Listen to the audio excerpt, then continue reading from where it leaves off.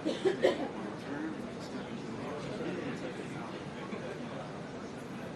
don't assume that we're in quite yet, John, but as you guys mentioned, we are likely to hear off the top something about that horrific shooting of those U.S. service members.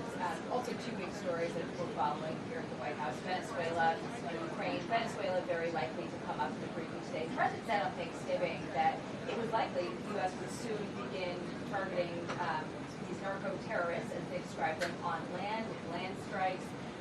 But the administration's policy has also been under scrutiny after the Washington Post reported that War Secretary Clemency ordered a second strike on that September 2nd strike on the boat and ordered those people to kill everyone. The president told reporters that he believes Hexa denied issuing that order to kill everyone, but congressional Republicans have pledged a new round of aggressive oversight, joining in with Democrats who want answers on that issue. Meantime, President's envoy Steve Witkoff is headed to Moscow today to continue a round of discussions happened over the weekend that also saw Yeah, Maura, so sources told our and Ukrainian president is pushing for an end to the war by the end of 5 years. We are so far not scheduled to see the president. There's going to be some officials around 4 o'clock regarding Venezuela close the people. We do know we had a phone call a short while ago with the Israeli Prime Minister Benjamin Netanyahu about continuing efforts to demilitarize Gaza and disarm Hamas, expand all of the at war. and tonight he is still ramping up pressure on that, not only with that race polling closer than expected, but also Democrats discussion pushing to have an off-season very soon and potentially have it on involved. land. And so Now it also comes expected as for a lot of the secretary on all those issues, maybe by the president or the day. what we're hearing in our reporting, to order them key questions that will be asked in the briefing. But the second strike on the Venezuela vote off the coast of Venezuela back in September, a lot of the questions over why it was ordered. We hear bipartisan pushback on Capitol Hill, and we want to look into it. So those are going to be some of the key questions. Well, particularly I'm sure we'll address later in that meeting, but also in this briefing that is expected to kick off shortly. In all of this countries, we know that dozens of warships as well as have been amassing in the region ahead of what the president said to end strikes very soon. So a lot of questions over that. Of course, I would remind you as well that one thing we still need answers on is what exactly was discussed in that phone call between the president and Venezuelan President Nicolas Maduro. The president confirmed that call happened, but we have not yet gotten details on whether diplomacy is potentially still an option here. So a lot to consider as this briefing is soon to kick off, but then also as they head into that meeting in the Oval Office.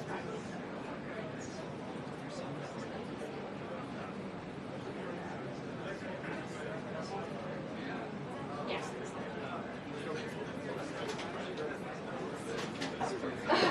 I love you for it.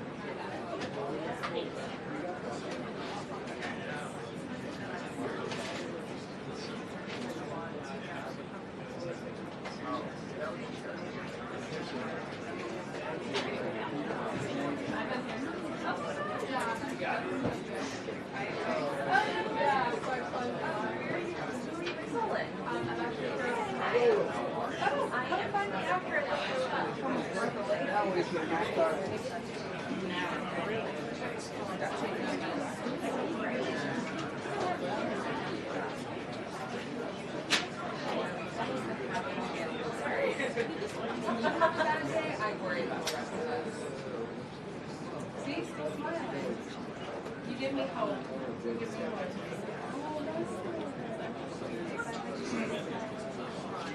Yeah. Good spirits. How could she not? That has to be that you're probably bad.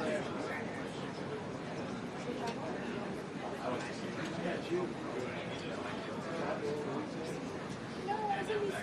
Nice. So, yeah.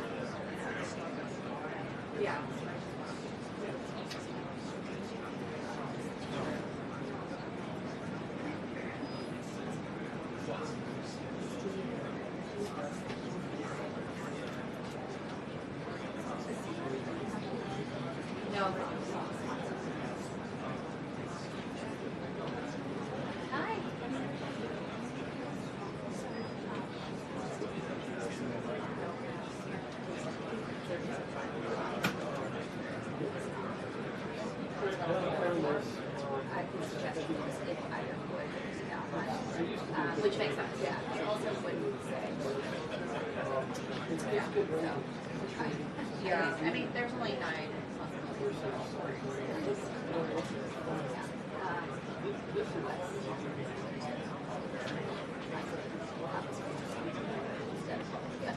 Yeah, exactly.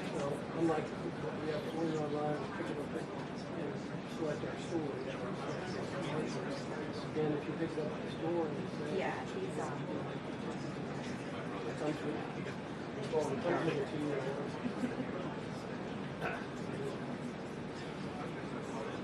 Right. I mean, you can get an issue. You can get a year. 2 years worth.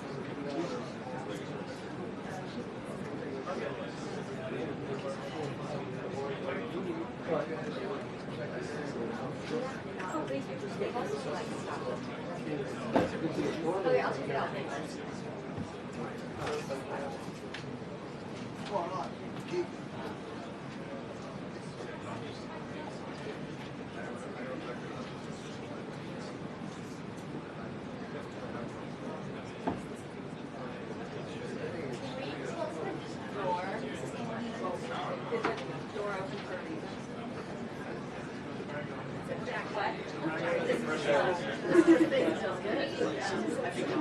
Oh, you like it? It's like popular Is this still not developed? No. Yeah, they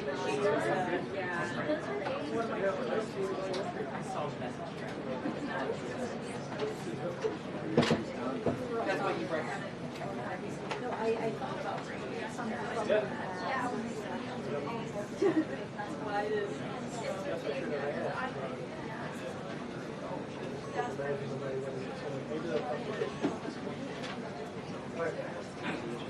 Okay. Incredible.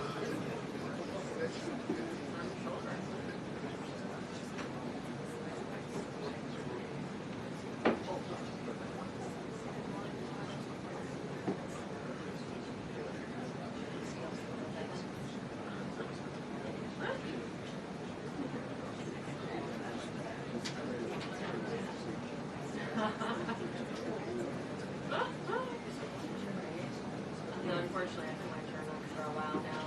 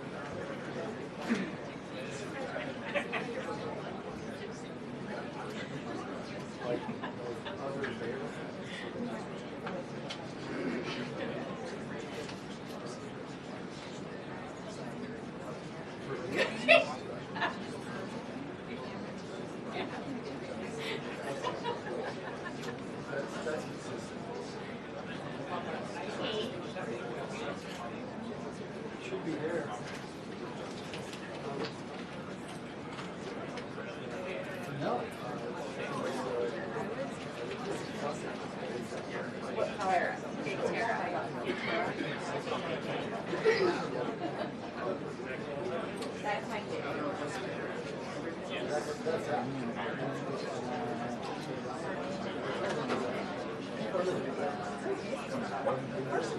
Why would you end the chat? Why wouldn't you continue practicing? And also, there was not a. Regia?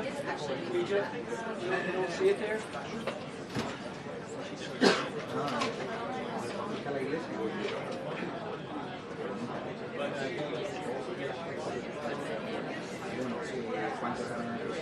Check it. There? Who's audio? Huh? Is there a lock here? You checked it in earlier.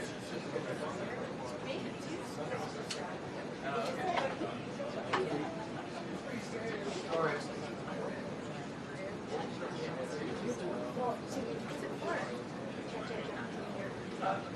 Let me.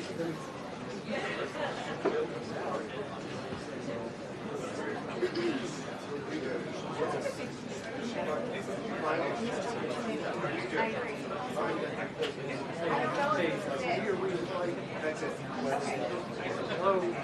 It was rolled up.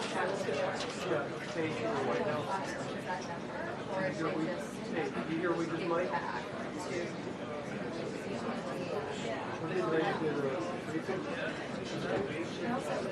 They didn't actually exit the chat.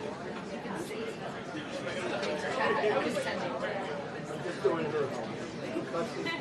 They didn't actually send it.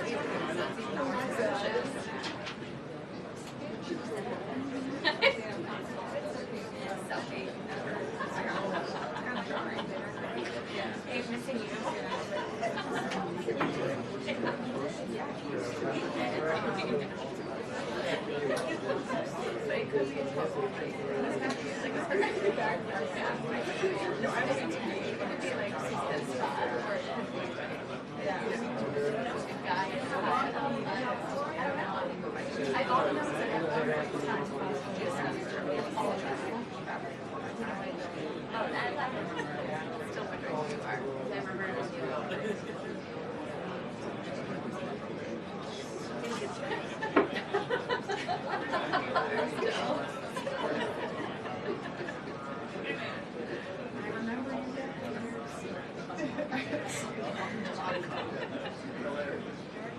My favorite is Jackie and I.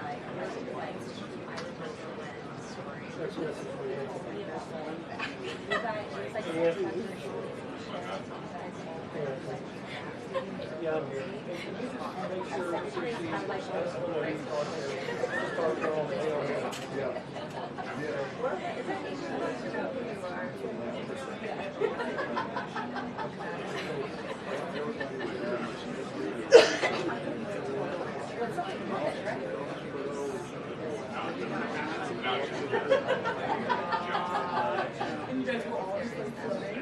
floating down a river, like reporters and yeah, I'm sure you were. For the record, caught by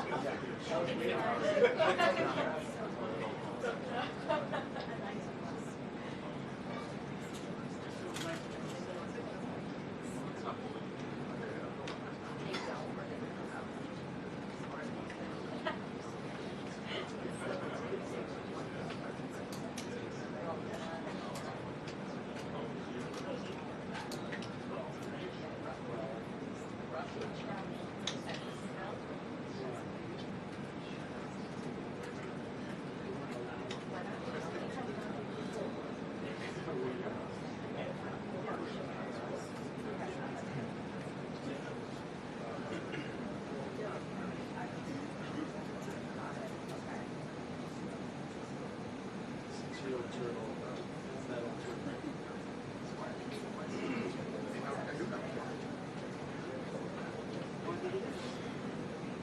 Oh, the thing that you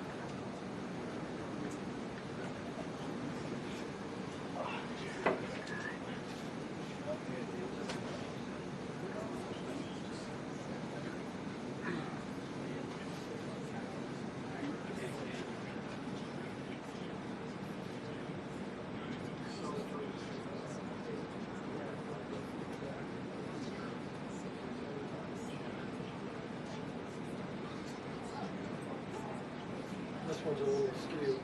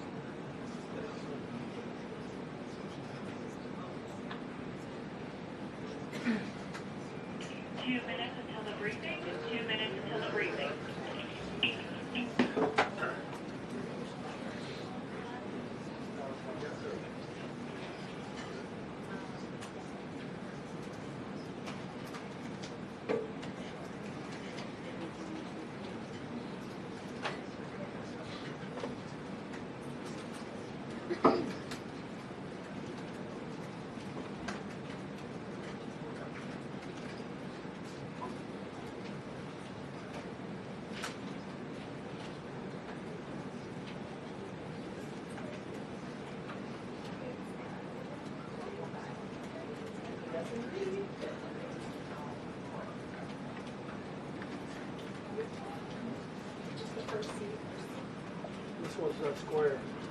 Yeah. So you go.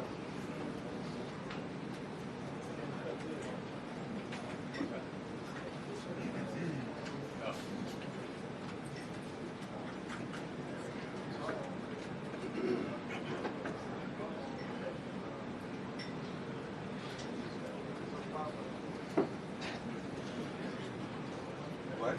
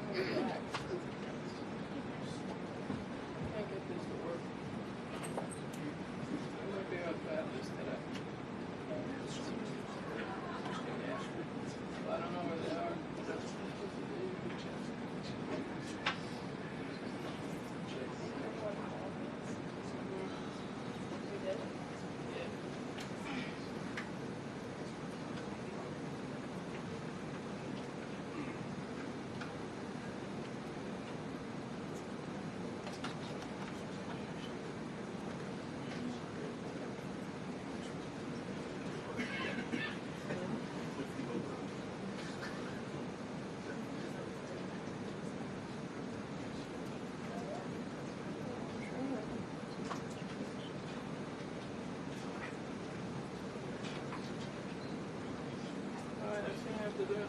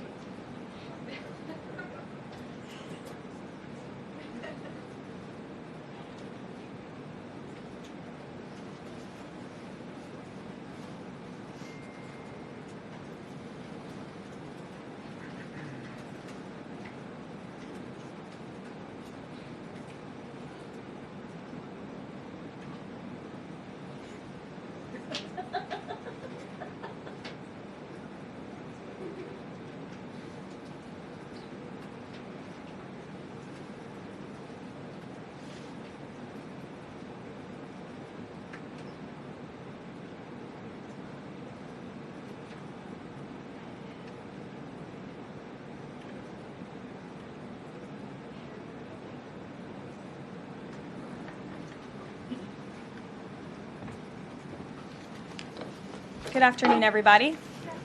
I apologize for my tardiness. We had some technical difficulties, as you could see, but I think we are ready to rock, so let's get to it. I'll begin this week with some scheduling announcements for President Trump's very busy week ahead. Tomorrow, President Trump will host his 9th cabinet meeting of the year alongside his incredible cabinet, who continue to deliver for the American people at a record pace. Later in the afternoon tomorrow, the president will make an announcement in the Oval Office on his initiative to create Trump accounts to give the next generation of Americans a jump start on savings. It will be a very exciting announcement indeed, especially for all of the parents across the country with young children and babies. On Thursday, President Trump will host the presidents of the Republic of Rwanda and the Democratic Republic of Congo to sign the historic peace and economic agreement that he brokered. On Thursday night, the President and the First Lady will celebrate one of America's greatest traditions, the lighting of the National Christmas tree on the Ellipse. And on Friday, President Trump will attend the FIFA World Cup final draw at the Kennedy Center. You all will be seeing and hearing from the President every day this week, so you have me today, and then he will take on the rest of the week himself. Next, I would like to address the horrific tragedy that took place in our nation's capital last week. A foreign terrorist that the Biden administration failed to properly vet ambushed 2 members of the West Virginia National Guard who were honorably serving here to keep the residents and visitors of Washington, D.C. safe. U.S. Air Force Staff Sergeant Andrew Wolf was severely wounded in the attack and remains hospitalized while he continues to fight for his life. Tragically, U.S. Army Specialist Sarah Beckstrom died of her wounds. She was just 20 years old. President Trump and the entire White House are praying for Andrew's full recovery at the request of his parents in their personal phone call with the president over the weekend. And we are keeping Sarah's family and friends in our prayers during this unimaginably difficult time. Sarah and Andrew represent the very best of America. 2 young patriots who were willing to put on the uniform and risk their lives in defense of their fellow Americans. Both of them truly embody the profound words spoken by Jesus Christ in the gospel. Greater love has no one than this, to lay down one's life for one's friends. Sarah and Andrew are heroes, and we will never forget their sacrifice. That means ensuring the monster responsible for this atrocity is prosecuted to the fullest extent of the law and faces the most severe punishment possible. It also means reckoning with why this atrocity was allowed to happen in the first place, so that it may never occur again. Here are the facts. The terrorist who gunned down American soldiers blocks away from the White House in an ambush was an Afghan national who was flown into our country by Joe Biden's administration in September 2021 in the chaotic wake of their botched withdrawal from Afghanistan. One of the most embarrassing moments in the history of our great country. Joe Biden's historic failure in Afghanistan continues to haunt this country and our men and women in uniform.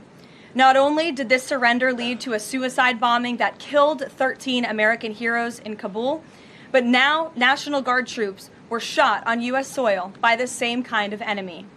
We continue to live with the deadly consequences of Joe Biden's horrific leadership. Nearly 100,000 Afghans were recklessly released into the United States with little to no vetting. There was no regard for the disorder and violence that this would unleash on American communities and American culture. Reportedly, thousands of these strangers and unknown individuals were flagged to the Biden administration for national security, public safety, and fraud concerns. But the terrifying truth is that the Afghanistan debacle is just a small part of Democrats' complete and total betrayal of the American people during the Biden years. The tragedy that we just witnessed the day before Thanksgiving is a reminder that untold thousands of terrorists, gang members, and criminals were invited into our country and remain here to this very day. The border is now secure, thanks to President Trump, but the threat in our interior remains real and urgent. These public safety threats are already inside our land, and President Trump was elected on a promise to find and remove them, and he has already taken significant steps and made significant progress towards fulfilling this promise. But there is more work to be done because President Trump believes that he has a sacred obligation to reverse the calamity of mass, unchecked migration into our country. As a result, the Trump administration is now actively re-examining all of the Afghans imported into the country by Joe Biden. Any individual who threatens our national security or our citizenry will be subject to removal. President Trump has already permanently paused migration of foreign nationals from third world countries that pose a very high risk to the United States. For too long, past American presidents supported self-destructive immigration policies that allowed foreigners who outright hate our country and have no interest in assimilating into our culture. They've allowed these individuals to flood peaceful American communities. This disastrous approach has drained our welfare program, driven up the cost of housing, suppressed wages, and jeopardized the safety of law-abiding American citizens.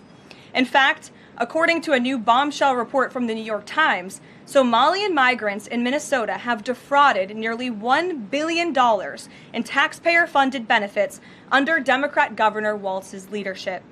President Trump is putting an end to this dangerous America Last approach. His position is rooted in common sense. In the wake of last week's atrocity, it is more important than ever to finish carrying out the president's mass deportation operation. America cannot allow millions upon millions of unvetted illegal aliens to be rewarded with amnesty after they broke our nation's laws to come here. They must go back to their home countries. It is also essential to immediately address the massive fraud and corruption that has been going on for decades in other aspects of our immigration system, most notably when it comes to asylum claims. Millions of people who have come here under false pretenses are told blatant lies now enjoy temporary legal status. President Trump is ending this scam as well, and I would point out that the Democrats have tried to block this administration from doing so at every turn with lawsuit after lawsuit. The hard truth is that even when it comes to our legal immigration system, past presidents have failed to ensure that all prospective citizens love America, will add value and contribute to our communities, and will assimilate into our culture. Leaders have a duty to defend and advance the interests of their own people, not foreign nationals. Leaders also have a duty to preserve the integrity and character of our nation's national identity. That is why President Trump is more committed than ever to fully restoring American sovereignty by keeping our borders secure, removing all illegal alien invaders, and rebuilding a legal immigration system that makes sense and benefits our country. President Trump has no higher responsibility than to defend our homeland and our people, and he will never waver in doing so. With that, I will open it up to questions, and we'll lead today with Isabel Brown, who is in our new media seat. She's a very popular face on television these days. She's built a great independent media podcast and platform with the Daily Wire, and I appreciate your being here, Isabel. Thank you for being here. Caroline, appreciate it and appreciate the briefing. Many Americans, in light of these recent events that you just mentioned, are starting to say that we are being invaded as a country, culturally and logistically when it comes to immigration. And we know that immigration without assimilation is indeed invasion. So given the recent remarks from Vice President Vance on a college campus about dramatically reducing legal immigration to address some of this crisis, and President Trump's Truth Social post last week about individuals who may be non-compatible with Western civilization, are there any conversations happening or plans being made behind the scenes for the administration to implement at least a temporary immigration moratorium, for example, in light of what the American people might be calling for? So, Isabel, it's a great question. I think I spoke a little bit to the heart of your question in my opener there. I would add that the Trump administration has done more to limit migration, both illegal and legal, than any administration in history. And I'll just walk you through some of the actions that we have taken thus far. Number one, the Trump administration issued a travel ban for 19 countries, including Afghanistan, special immigrant visas, which is a legal pathway to get here, which we know many Afghans have utilized to come into the country, have now been paused since the tragic shooting last week. Refugee admissions were suspended for Afghans from this administration on day one, and refugee admissions into the country right now are essentially at zero, with the exception of Afrikaners fleeing persecution in South Africa.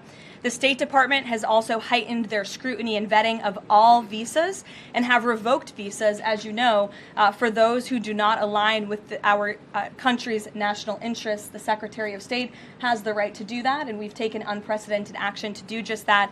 We are also now pausing all asylum adjudications for additional vetting as well. And so additional actions I don't have to read out for you today, but I would just remark that the president has made tremendous progress on this front.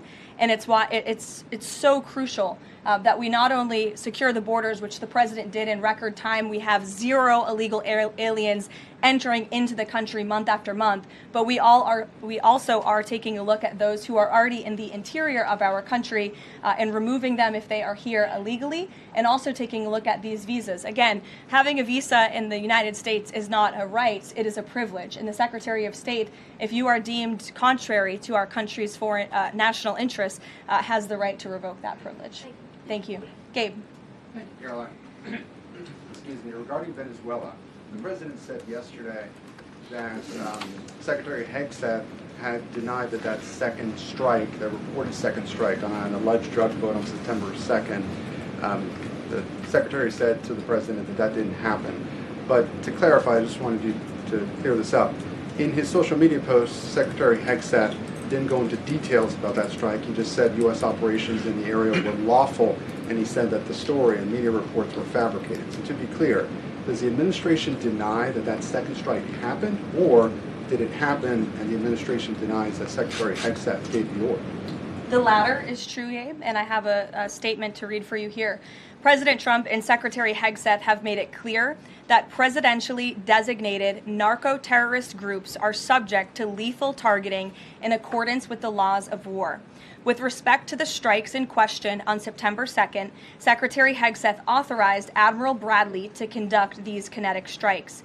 Admiral Bradley worked well within his authority and the law, directing the engagement to ensure the boat was destroyed and the threat to the United States of America was eliminated. And I would just add one more point to remind the American public why these lethal strikes are taking place. Because this administration has designated these narco-terrorists as foreign terrorist organizations. The president has a right to take them out if they are threatening the United States of America and if they are bringing illegal narcotics that are killing our citizens at a record rate, which is what they are doing.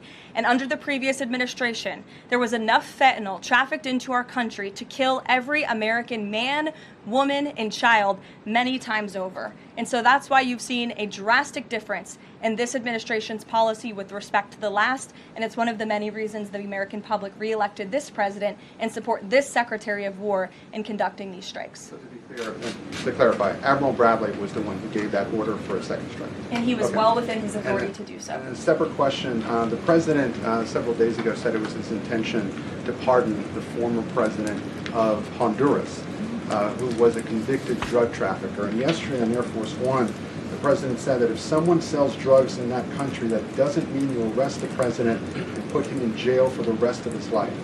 How is that different than what the administration is accusing Venezuela's Nicolas Maduro of? You're cherry picking the president's statement a little bit yesterday, as he also said yesterday the people of Honduras have highlighted to him how the former president Hernandez was set up. This was a clear Biden over prosecution. He was the president of this country. He was in the opposition party. He was opposed to the values of the previous administration, and they charged him because he was president of Honduras. There were some other egregious facts that came out during this trial, and I would encourage you to report on them. His court-appointed lawyer was only given 3 weeks to prepare for trial. He shared that his conviction was lawfare by the leftist party, who, quote, struck a deal with the Biden-Harris administration. Hernandez has highlighted there was virtually no independent evidence presented, and many of his conviction was based on testimony from many admitted criminals who hoped that cooperating would reduce their own penalties. So the president heard the concerns from many people, as he does, and he's, of course, within his constitutional authority to sign clemency for whomever he deems worthy of that. Jackie. Thank you, Caroline. Following from Gabe's question, you said that the follow-up strike was lawful. What law is it that allows no survivors? The strike conducted on September 2nd was conducted in self-defense to protect Americans in vital United States interests. The strike was conducted in international waters and in accordance with the law of armed conflict. And then on this pardon for the Honduran president, does it at all undercut the administration's messaging while you have these congressional Republicans defending the strikes on the narco-terrorists and then a pardon for a convicted drug trafficker? Does that make it more difficult for your members to defend your administration's policy? I don't think so, Jackie. I think that President Trump has been quite clear in his defense of the United States homeland to stop these illegal narcotics from coming to our borders, whether that's by land or by sea. And he's also made it quite clear that he wants to correct the wrongs of the weaponized Justice Department under the previous administration. And Ouija, I'll call on you because I think we're wearing matching blazers today. I was going to Great compliment minds. yours. Thank you, Caroline. Sure. So just to be clear, to clarify on Jackie and Gabe, did Admiral Bradley order that second strike because there were still survivors after the initial strike? Again, as I read for you, Admiral Bradley worked well within his authority in the law. He directed the engagement to ensure the boat was destroyed and the threat of narco-terrorists to the United States was completely eliminated. So was the initial order from Secretary Hegseth, everyone be killed, and did that come from President Trump? I saw that quoted in a Washington Post story. I would reject that the Secretary of War ever said that. However, the president has made it quite clear that if narco-terrorists, again, are trafficking illegal drugs towards the United States, he has the authority to kill them. And that's what this administration is doing. And can I Danny. follow up on the MRI? Because President Trump yesterday said that he would release the results of his MRI.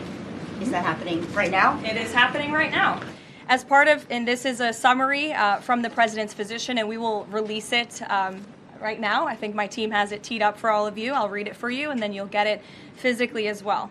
As part of President Trump's comprehensive executive physical, advanced imaging was performed because men in his age group benefit from a thorough evaluation of cardiovascular and abdominal health. The purpose of this imaging is preventative, to identify any issues early, confirm overall health, and ensure the president maintains long-term vitality and function. President Trump's cardiovascular imaging was perfectly normal. No evidence of arterial narrowing impairing blood flow or abnormalities in the heart or major vessels. The heart chambers are normal in size, the vessel walls appear smooth and healthy, and there are no signs of inflammation or clotting. Overall, his cardiovascular system shows excellent health. His abdominal imaging is also perfectly normal. All major organs appear very healthy and well perfused. Everything evaluated is functioning within normal limits with no acute or chronic concerns. In summary, this level of detailed assessment is standard for an executive physical at President Trump's age and confirms that he remains in excellent overall health. Again, we will provide that to you. I think that's quite a bit of detail, and in the effort of transparency, the president promised it last night, and we have delivered today. So there you go. Danny. Thanks, Caroline. Just going back to Venezuela, can you confirm that President Trump is going to be hosting a meeting of his national security team in the Oval Office today on Venezuela? And what are they going to discuss? Are they hoping to reach a kind of final decision on that? Out of the effort of transparency, I will confirm that the president will be meeting with his national security team on this subject and on many matters. He meets with his national security team quite often. He's the commander-in-chief. It's part of his responsibility to ensure that peace is ongoing throughout the world. I'm definitely not going to detail the specifics of a meeting between the president and his national security team that's taking place in the Oval Office, but I'm happy to confirm that meeting is taking place for you. Can you tell us, what's the position on whether US troops on the ground is a possibility there? I know you've answered that before, but what's the current operative in Venezuela? I think my previous answer stands. There's many options at the president's disposal that are on the table, and I'll let him speak on those. Ed.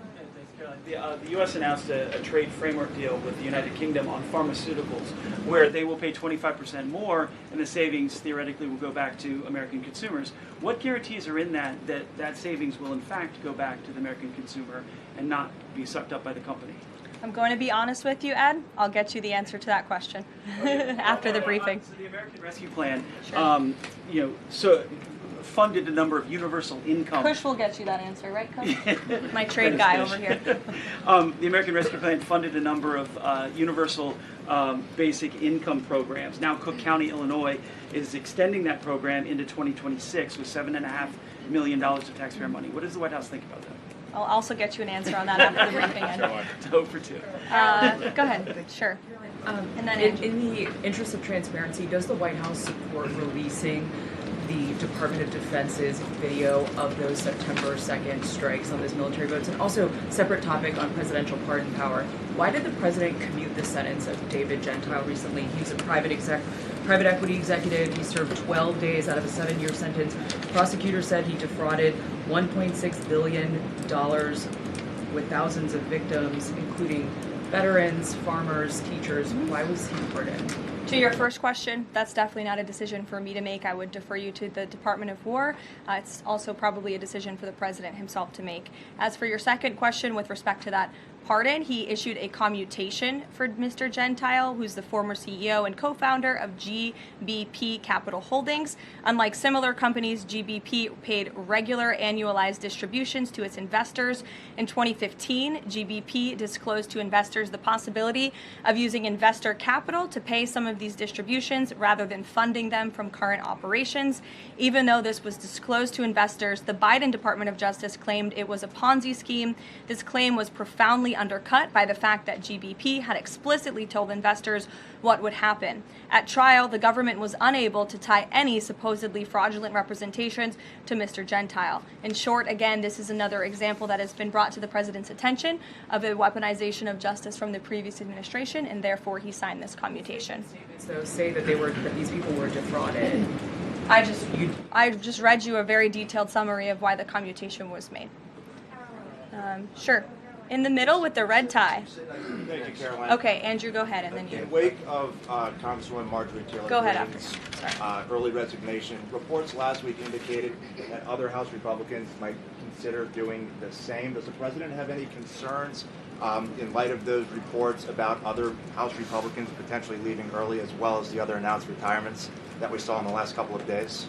Look, I think the president maintains very good relationships with the vast majority, maybe with the exception of one or two. I think many in this room know who I'm referring to. Very good relationships with members of Capitol Hill within the Republican Party.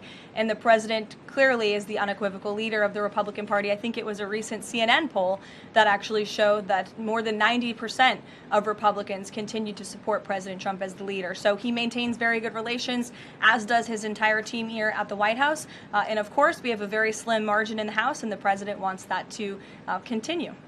Andrew, go ahead. Sure. First on the Venezuela strike. You said that second strike was in full accordance with the law of armed conflict, but the Navy's own manual of law of war says that specifically firing on survivors from a wrecked vessel is an example of a war crime that's forbidden under U.S. law and the law of armed conflict. So how was that second strike in following law of armed conflict? And then second on immigration. administration? Again, Andrew, I would reiterate to you the strike was conducted in international waters and in accordance with the law of armed conflict.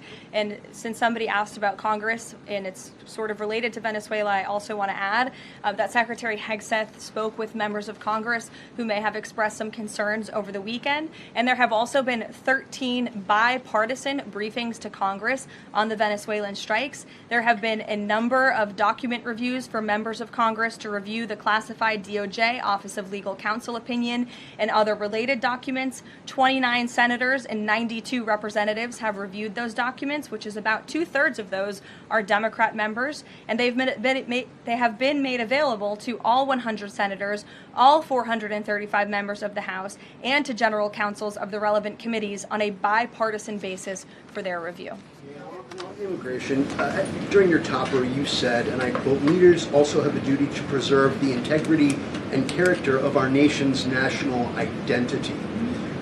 Can you explain what you mean by our nation's national identity and integrity and character, and how would refugees, people coming from war-torn places who are seeking a safe haven in America, like many of our forebears in this room, not add to our nation's integrity and character of our national identity? I'll tell you what does not add to our nation's character and integrity is refugees who come here under the alleged plight of asylum and fleeing persecution, and then come to the United States to abuse our system and rip off American taxpayers. And as I pointed out, the New York Times, to their credit, it was about 6 months too late, but they did write about how Somali immigrants in Minnesota have been ripping off American taxpayers. In fact, 86 people have been charged in a rampant and widespread fraud scheme spanning multiple programs in Minnesota. Of those 86, 78 of those people are Somali, 91% of them charged. So far, 59 of those people have been convicted for their roles in fraud plots that have stolen $1 billion from taxpayers. In one scheme, and this is egregious, a nonprofit and its affiliates with these Somali migrants claimed to have fed tens of thousands of American children during the pandemic. They were reimbursed for those meals by taxpayers. However, federal prosecutors found that almost all of those meals were never even delivered to hungry children. In fact, those organizations' leaders spent the money on houses, luxury cars, and real estate in Turkey and Kenya. Another scheme involved hundreds of organizations who were reimbursed for services that were supposed to help people at risk of homelessness. Once again, those services were never provided. All of this has happened under Democrat leadership in a Democrat-run state, where these refugees, these migrants are coming to the United States. They are abusing our system. They are draining our resources that should be going to law-abiding, taxpayer-funded, tax-paying Americans. And this president is not going to put up with it anymore. Rachel. Thank you, Karoline. Just to follow back up on the Washington Post reporting, so much of the concern from Democrats and Republicans is focused on the survivors. Why won't the administration either confirm or deny or reveal whether or not there were survivors after that initial first strike? And what imminent threat would two survivors pose who were clinging presumably to the wreckage of that boat? Again, as I said, I think you guys are sort of not listening fully to the statement I've provided. Admiral Bradley worked well within his authority and the law, directing the engagement to ensure the boat was totally destroyed and the threat to the narco-terrorists, to the United States, was eliminated.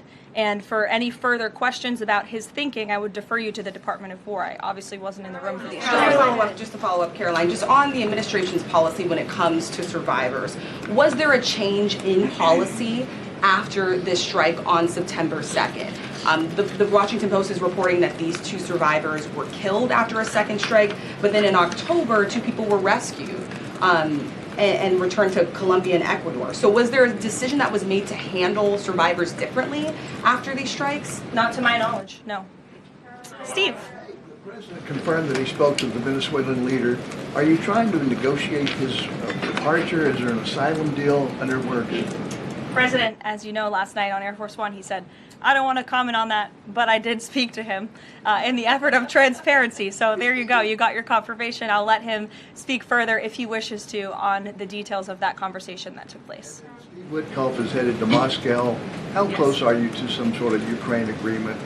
I think the administration feels very optimistic. Obviously, you've seen, Steve, that the president's entire team, including Special Envoy Witkoff and Secretary Rubio and the vice president and the president himself, Secretary Hegseth as well, have been working so hard on this effort, and they all really want to see this war come to an end. And so just yesterday, Sunday, I believe that was yesterday, they had very good talks with the Ukrainians in Florida, and now, of course, Special Envoy Witkoff is on his way to Russia. This is sort of the shuttle diplomacy that you've seen from this administration play out, where we speak equally with both sides. We've put points on paper. Those points have been very much refined, but as for the details, I will let the negotiators negotiate, but we do feel quite good, and we're hopeful that this war can finally come to an end.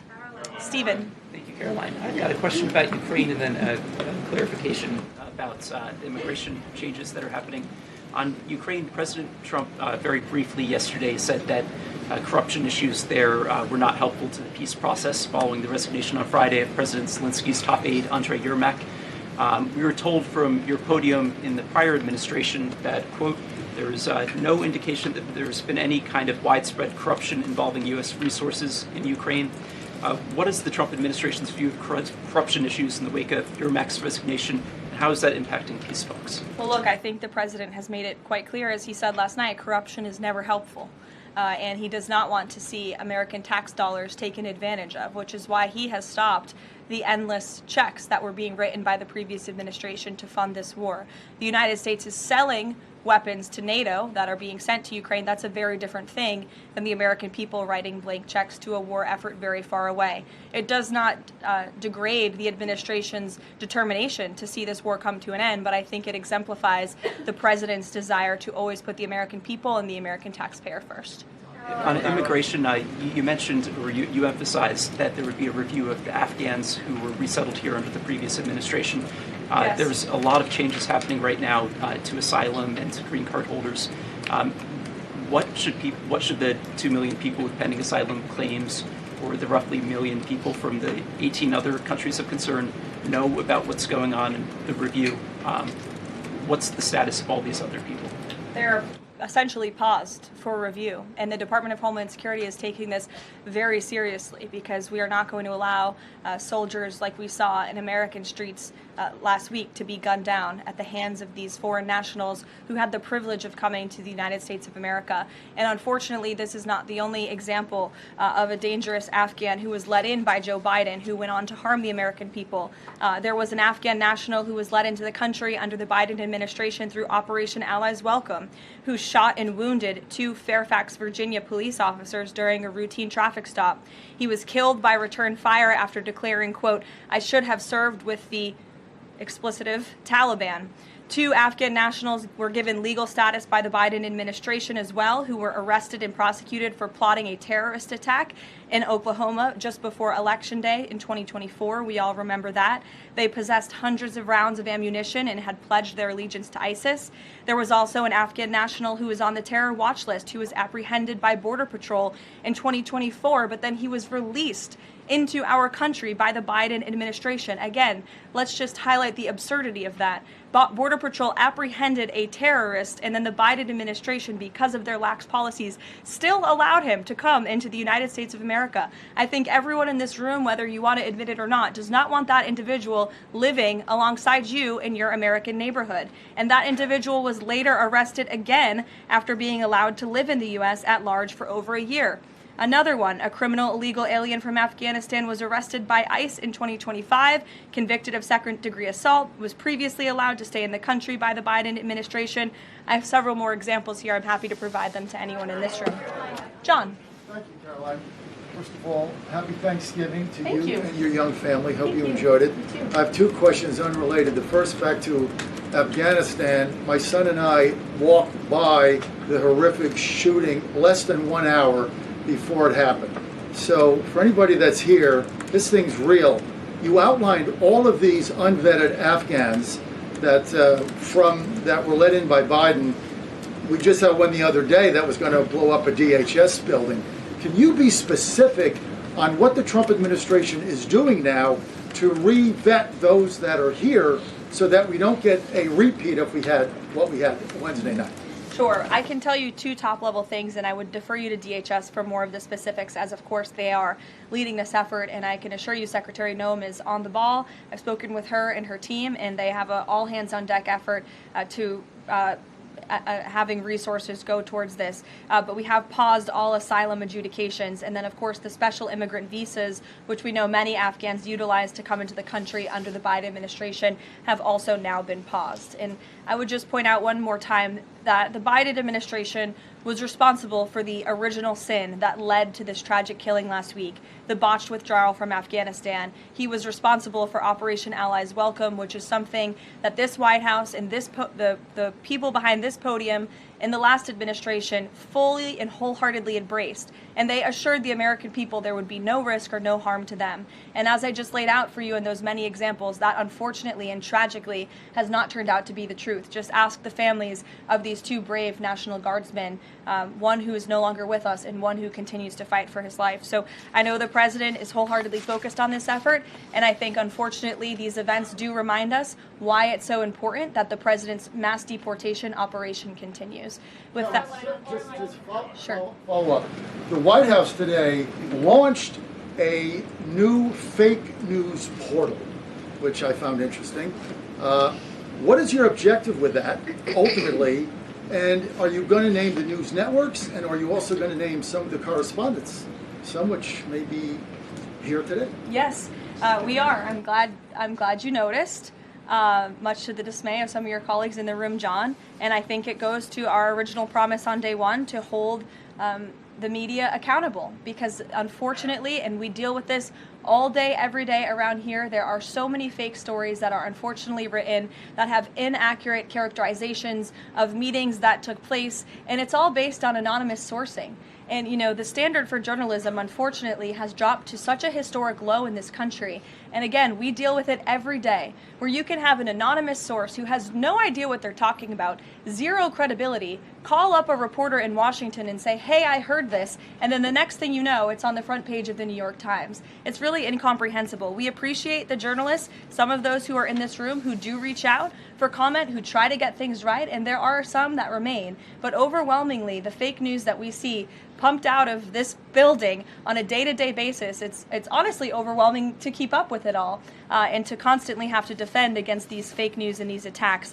And I will point out one fake news story over the weekend before I let you all go, from the New York Times that took about 1/3 of the president's daily calendar and his daily schedule and said that he's doing less than he did in his first term, or he might not be fit for the job. That is unequivocally false, and it's deeply unfortunate that this story was written by the same outlet and the same reporter who wrote this: Biden is doing 100% fine after tripping while boarding Air Force One. Oh, same outlet, same reporter who wrote that President Trump is not fit for the job. Are you kidding me? You all see him almost every single day. He is the most accessible president in history. He is taking meetings around the clock. Another one. Biden declared, quote, healthy and vigorous after his first presidential physical. I don't see headlines like that too often about this president. Again, same reporter, same outlet who wrote falsely over the weekend that President Trump is not fit for the job. I can assure you he absolutely is. You all see that with your own eyes on a daily basis, and the president's physician has now given you all 3 detailed reports on the state of the president's health. So with that, I will leave you all, and we'll see you tomorrow. Thank you. Thank you, Caroline.